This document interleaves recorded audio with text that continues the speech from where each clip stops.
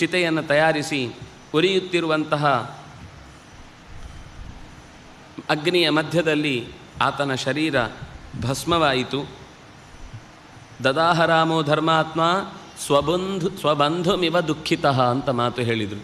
ತನ್ನ ಅತ್ಯಂತ ಆತ್ಮೀಯ ಬಂಧುವನ್ನು ಕಳೆದುಕೊಂಡಾಗ ಎಂಥ ಒಂದು ಭಾವನೆಗೆ ಒಬ್ಬ ಮನುಷ್ಯ ಬಲಿಯಾಗ್ತಾನೋ ಅಥವಾ ಒಬ್ಬ ಮನುಷ್ಯ ಹಾಗೆ ಮುಳುಗುತ್ತಾನೋ ದುಃಖದಲ್ಲಿ, ಅಷ್ಟು ಪ್ರೀತಿಯಿಂದ ಸಂಸ್ಕಾರವನ್ನು ತನ್ನವರು ಅನ್ನುವ ಹಾಗೆ ಮಾಡಿದ್ದಾನೆ.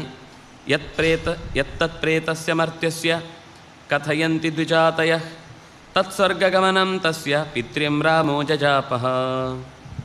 ಆ ಶರೀರ ಬಿಟ್ಟು ಹೊರಟಂತಹ ಪ್ರೇತ ಅಂದರೆ ಉತ್ತಮ ಗತಿಗೆ ಹೋಗಲಿಕ್ಕೆ ಯೋಗ್ಯವಾದ ಜೀವ, ಪ್ರಕೃಷ್ಟ ಈತ. ಇಲ್ಲಿಂದ ಚೆನ್ನಾಗಿ ಹೊರಟಂತಹ ಗೃಧ್ರರಾಜನ ಬಗ್ಗೆ ರಾಮಚಂದ್ರ ಹೇಳುತ್ತಾ ಅವನು ಖಂಡಿತ ಮೇಲಿನ ಉತ್ತಮ ಲೋಕಗಳನ್ನು ಹೊಂದುತ್ತಾನೆ ಅಂತ